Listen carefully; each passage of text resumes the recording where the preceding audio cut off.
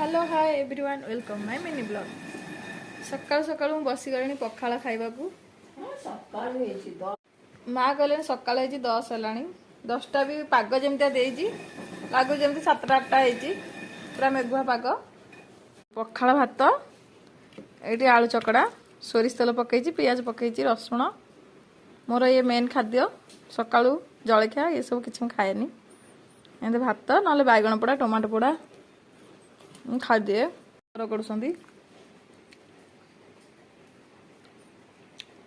भात बसी आमर ता बाड़ी कहीं माँ आज दीदी जेहेतु भुवनेश्वर आसी डाकिला देखा करूँ सिला आसिक मुझे जाऊँगी आज घर को दीदी सहित देखा बुली बालिकी आसरी घर पुओ को छाड़ी तार बाहर पुओ को गेला करके ओ आसे आसे जीवा डेरी है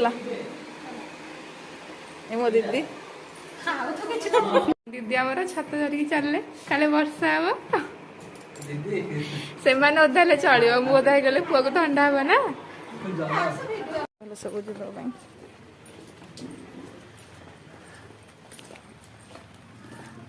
वर्षा हो